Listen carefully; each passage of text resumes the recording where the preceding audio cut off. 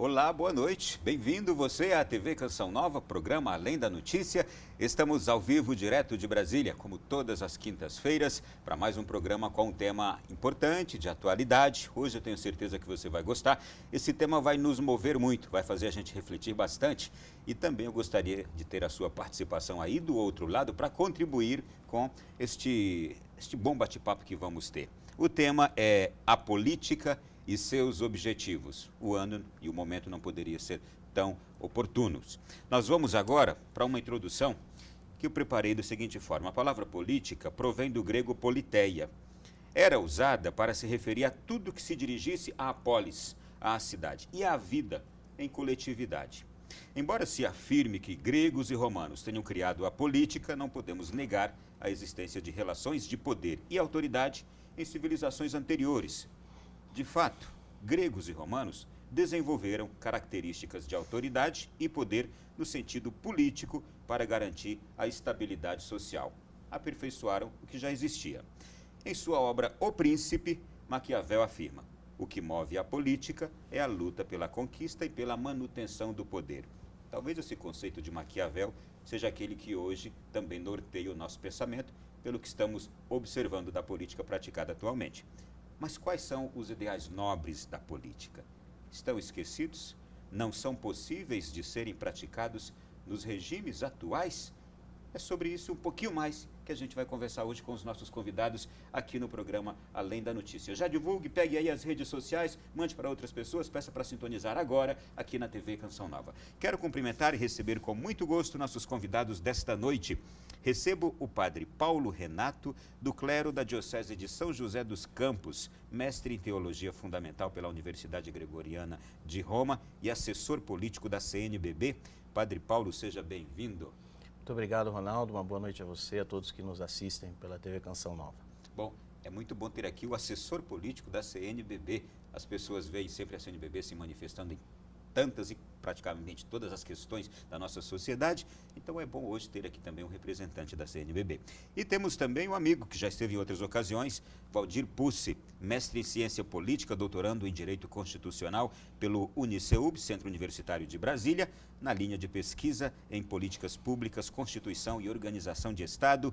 Pucci, bem-vindo mais uma vez. Obrigado novamente pelo convite, é sempre uma satisfação estar aqui com vocês. Bom, eu gostaria já de começar aqui provocando os senhores. Estaria correto Maquiavel? Será que não há uma resposta melhor para se dar a este pensamento de Maquiavel? O que move a política é a luta pela conquista e pela manutenção do poder? Ele estaria certo ou ele estaria apenas fazendo uma leitura já no seu tempo do que era praticado? Por favor, fiquem à vontade. Padre Paulo, comece. Eu entendo que essa definição ela deixa de lado uma característica fundamental da política que não pode ser esquecida, que é o exercício da cidadania e a busca do bem comum. A política deveria ser exercida na finalidade do bem comum. É assim que a doutrina social da Igreja busca fortalecer essa experiência política, que é realmente uma experiência de polis, mas que é uma experiência do ser humano. E é um ser humano que se dispõe a esse bem comum, a busca do bem comum. Então, todas as vezes que um agente político abre mão desse objetivo do bem comum e coloca no lugar seus objetivos privados ou corporativistas, em primeiro lugar, aí talvez ele dê uma margem para que Maquiavel esteja certo. Mas essa não é o correto, não é a forma correta de se entender a política na nossa compreensão. Acho que Maquiavel estava como nós nesses tempos atuais, meio desiludido, Pode né? Pode ser. Pucci. Bom, primeiramente eu tenho que concordar com o padre no seguinte sentido de que, sim, a política ela é uma prática em busca do bem comum. Só que a gente que não pode abandonar nessa equação o poder. E aí não o poder apenas corporativista, o poder apenas egoísta. Mas eu acho que a política também é a busca pelo poder, sim. Mas a busca pelo poder para atingir o interesse da sociedade. Eu sempre falo que, numa democracia, como é que eu alcanço a vontade ou a maioria da sociedade? Atendendo ao interesse da sociedade, sociedade. Eu, de forma até mesmo para satisfazer a minha vontade de ser alguém, um político, alguém importante nessa nação, eu vou buscar o poder. Mas a melhor forma de buscar esse poder é atendendo aos interesses da sociedade. A gente não pode tirar o poder da equação do processo político. Ele é importante e ele tem que ser levado em consideração. Essa necessidade que o político naturalmente tem na busca pelo poder. Todavia, o poder, mas o poder, ele é, de fato, um meio para, em Exatamente. quaisquer ambientes, ter alguém sempre liderando, não é isso? Exatamente. Ele é necessário. O poder, nesse sentido, e eu concordo também, ele surge, mas como meio, não como fim, né? O fim da política não pode ser o poder. E talvez aí que está o problema. O poder, ele se faz instrumento, meio, para que se alcance realmente a finalidade de excelência da política, que é o bem comum. Você não coloca, não elege, não vota, não experimenta alguém na vida pública para que ele tenha poder. Agora, como o professor disse aqui ao lado, realmente o meio que se usa para se atingir esse bem comum é realmente o poder. Então, a busca do poder de um determinado grupo, de uma determinada agremiação, de um determinado partido, de uma coloração política, é uma busca de poder, mas deveria ser, como finalidade, ter o bem comum.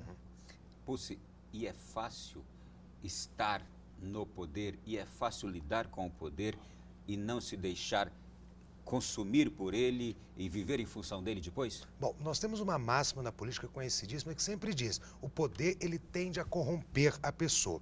Mas corrompe em que sentido? Primeiro, quando ela se deixa corromper. E quando ela se deixa corromper? Quando ela usa o poder para se isolar da coletividade. Aí, nesse aspecto bem egoísta da expressão mesmo. Ou seja, eu alcancei o poder, não preciso de mais nada, agora eu e somente eu que interessa nessa equação. Aí, este poder que isola, ele corrompe. O poder já tende à corrupção, porque se você detém poder sobre alguém, sobre alguma coisa, isso de alguma forma influencia ou acaba influenciando o seu comportamento. Então você tem que saber como lidar com isso e principalmente, o poder, ele não pode se isolar. A pessoa que tem o poder, ela tem que buscar ouvir todos, inclusive os interesses da sociedade acima de tudo. Ô, padre, agora como homem de igreja, eu até pergunto também isso para o senhor. Como é que nós temos... Aliás, vou mudar. Os indivíduos de hoje estão preparados para lidar com o poder? O homem desta pós-modernidade está preparado para lidar com o poder? Parece, segundo o que a gente tem percebido, é que não estão. Ou estão gostando demais do estilo de poder que estão lidando, né? Tem Então, isso o problema também. já gostam demais. Talvez possam gostar demais desse tipo de poder que não é o poder exercido como serviço, como autoridade, como retorno à sociedade, como busca do bem comum. E aí você pode encontrar uma classe ou um grupo que se identifica demasiadamente com esse poder. E aí, aqui, eu repito, não tem coloração partidária. Aqui pode ser A, B, C, D, E, qualquer um que se gruda de determinada forma nessa máquina e sente o poder como algo seu próprio, isso não tem sentido. É aí que eu acho que está o grande erro, o grande problema. Quando o poder vira pelo poder. Bom, e seria justamente este poder pelo poder, esse deixar-se consumir pela busca do poder, seria a grave crise hoje da nossa sociedade. Não estou falando só de Brasil, não. É que a gente já ouve com muita constância nos últimos tempos de que nunca tivemos uma crise tão grande de lideranças, de governança. Não é só o Brasil que está passando por isso, outros países, governos com baixa qualidade, homens de estatura mediana para baixa à frente de nações. Os senhores fazem essa leitura também? Eu acredito que a gente tem uma equação de vários fatores. O primeiro grande fator para essa crise que a gente vive é a questão, é o grande mito que vivemos nos anos 90, começo dos anos 2000, em torno da globalização. Ou seja, a globalização, aquela ideia de o fim da história que a gente teve muito forte nos anos 90, que isso resolveria o problema da humanidade e caminharíamos agora para uma era de ouro nesse século XXI. A própria tecnologia levou a essa crença no começo do século. O que a gente viu? Justamente o contrário. Não foi apenas isto, ou somente esses fatores não geraram prosperidade. Muito pelo contrário, em vários lugares do mundo, inclusive no Brasil, geraram mais miséria, mais desigualdade entre as pessoas, e isso gerou uma descrença na própria política. E o que a gente enxerga hoje? A gente enxerga justamente a população buscando a saída não na política tradicional. Aí a gente vê muitas essas figuras de pessoas, e aí citando o resto do mundo inteiro. Então você pega, principalmente na Europa, vários países, lideranças, governantes sendo eleitos, Estados Unidos, com uma proposta muito pouca diante dos desafios que a modernidade ela apresenta à sociedade. Então, eu acho que esse descrédito, essa venda que nos foi feita de que chegamos ao futuro e o futuro agora será próspero, e depois uma demonstração que o mundo real não era tão próspero, gerou essa desconfiança, esse descrédito com a política, com o poder, com as lideranças políticas. Isto é, a grandeza de complexidades que a humanidade já atingiu, ela não encontra hoje grandeza de mentalidades dos homens que estão à frente. Liderando esse mundo? É importante registrar, né? Eu não falo em nome da conferência, né? Porque a conferência dos bispos é dos bispos, né? Mas como assessor e acompanhando de perto os pronunciamentos últimos da conferência, né? Os bispos têm apontado nas últimas notas, isso já faz por volta de 2 anos que as notas vêm apontando isso, como uma raiz para essa crise que nós estamos vivendo, uma crise ética. Ou seja, a crise ética, ela é a raiz do que nós estamos discutindo aqui. Ou seja, essa sociedade globalizada, esse mundo maravilhoso, ele se deparou com uma realidade sem valores, sem limites. Então não é se isso aqui é certo ou é errado, é se isso aqui vai dar certo ou não, se isso aqui vai passar ou não. Se aquela intenção, se propõe algo não pensando assim, isso aqui é bom ou é ruim.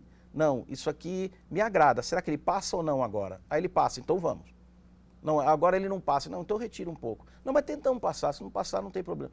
Você está compreendendo? Existe algo por baixo dessa história que prejudica com que nós consigamos viver plenamente esse sentido de sociedade, de mundo globalizado, que você não precisa globalizar só as coisas ruins, você tem uma globalização maravilhosa que podia ter acontecido. Agora, onde está o problema? Onde está o problema é que existe uma crise de ética, de princípios mesmos, que faz com que as pessoas não tenham parâmetros. Você vê um mundo... E você imagina alguém lutando pelo poder sem princípios éticos. Isto é, esse comportamento que nós percebemos hoje em políticos, esse comportamento inadequado, sem ética, ele não está somente na política, então ele está na nossa sociedade, é isso? Por favor. Não, eu acredito que sim, que eu acredito que seja um reflexo da sociedade como um todo. A gente critica, e isso quase um chavão já no Brasil, mas é uma verdade, a gente critica muito a classe política brasileira, mas não podemos nos esquecer. É claro que essa classe política, ela destoa muito da nossa sociedade no sentido de que muitas vezes ela faz ouvidos de mercador, ela não escuta o que a sociedade quer, mas ela reproduz essa sociedade em muitos aspectos. Não dá para a gente negar que o nosso Congresso é um reflexo da sociedade. Não dá para a gente negar que muito do que se faz na política se reproduz no dia a dia do cidadão. E o cidadão brasileiro tem que começar a refletir isso. Eu sempre falo, nós vamos ter eleições agora. O que o eleitor tem que parar de perguntar? O que eu vou ganhar votando em tal pessoa? O que eu vou ter de ganho pessoal? O eleitor brasileiro tem que começar a pensar qual vai ser o ganho da coletividade, da sociedade, votando em tal pessoa. Aí sim nós passaremos a ter um Congresso, uma política, ou começamos a ter uma política diferente no Brasil. Tirar o pensamento do eu e colocar o pensamento no interesse da coletividade. Que é o bem comum. Então, nesse ponto, nós não podemos perder de vista. Ou seja, existe uma preocupação hoje por nós não termos esses princípios éticos tão claros, e parece que se exalta isso, de que nós não temos que ter uma verdade absoluta, nós não temos que ter valores absolutos, então nós temos tudo é relativo, é um relativismo muito grande. Quando você não tem isso presente, você passa a viver dessa maneira, você passa a viver com seus próprios valores, com suas próprias autorrealizações, e aí um representante digno da população não pode entrar para legislar ou para governar com pensamentos particulares, privados, né? Porque aí você começa a confundir o privado com o público e você vê essa confusão que nós estamos vivendo, né? Onde agentes públicos e privados, como afirmam os bispos em 2 notas últimas, agentes públicos e privados se misturam de certa forma numa relação que demonstra essa realidade terrível que nós estamos experimentando no Brasil, né? Eu acho que nós chegamos aqui à raiz desse problema que a gente tem hoje, não é? E como essa crise ética, essa crise de valores, essa crise de a verdade é aquilo que eu determino como verdade, o correto é o que eu acho que é o correto. Então, se todo mundo achar que o que pensa é uma verdade e que o que pensa é o correto, não existe verdade, não existe nada correto. Então, todo mundo faz o que quer. Chegamos a esse ponto aqui também. Como resgatar um comportamento padrão, como resgatar como construir também uma base para que se saia desse mundo, desse universo aí, para que se saia dessa situação de crise lá interior tão grande. O que fazer? Padre, por favor. Eu acho que o professor também há de concordar comigo que a crise ela não é tão ruim como as pessoas imaginam. Um momento, a crise, então nós estamos, é o fim da... Não, a crise é uma enorme oportunidade para a gente rever uma série de coisas. Nós temos condições de rever nosso modelo de sociedade, nós temos condições de rever a forma como nós nos sentimos representados, nós temos condições de rever tudo dentro dessa sociedade. Então, esta crise, ela aponta para a necessidade de que nós resgatemos princípios básicos de uma convivência em sociedade. E isso serve para tudo. Como bem disse o professor, não é um problema da classe política só, que acaba pagando o preço porque se expõe demais. E eu também não estou querendo aqui canonizar a classe política. Nós temos realmente problemas sérios e graves. Contudo, nós encontramos esses mesmos problemas em graus menores ou maiores em outras instituições.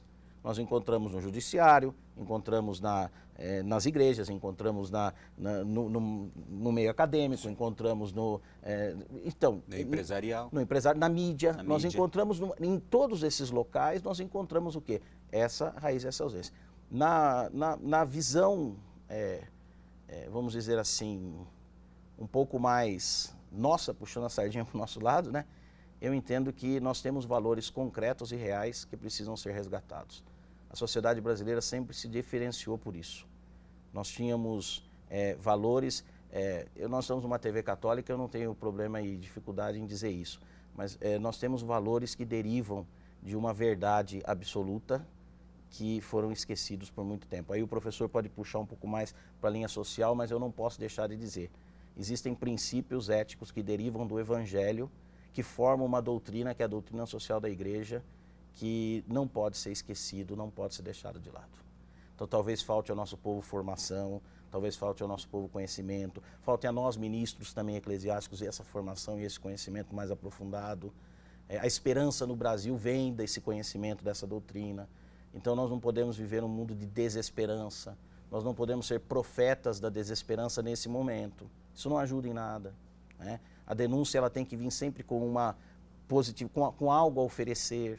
E nós temos esse princípio a oferecer. Então, eu acho que nós não podemos deixar isso de lado. Antes do intervalo, puxe um comentário sobre isso também. Na verdade, coisa breve. Eu acho que a palavra que muito bem posta agora, crise pode significar renovação. E isso na política é possível. E eu começo a ver isso. A gente pode até aprofundar um pouco mais para frente, mas eu começo a ver isso no Brasil. Apesar de toda a crise ética, de toda a crise social que nós vivemos, a gente está tendo uma população um pouco mais atenta, abrindo um pouco mais os olhos de que se as regras continuarem a ser da forma como estão sendo feitas, ou foram feitas até então, o país está fadado a um eterno fracasso. Então eu vejo que a gente tem aí uma possibilidade agora realmente de começar a montar. Mantendo-se uma democracia, mantendo-se um Estado livre, a gente consegue sim melhorar a nossa situação. E eu concordo com os senhores, nós temos hoje um povo muito mais interessado em política, um povo que está muito mais interessado no que está acontecendo, que não está simplesmente pacífico, embora a gente tenha pessoas e grupos muito apaixonados por lados partidários, mas tem muita gente interessada em mudar o que está acontecendo. Isso é muito positivo. A gente volta a falar sobre este assunto daqui a pouquinho, política e seus objetivos, e você pode participar mandando agora também aí o seu comentário ou a sua pergunta aos nossos convidados para o número do WhatsApp DDD 61 991 64 4304, está aparecendo aí na sua tela. Nós vamos agora a um breve intervalo e voltamos já já.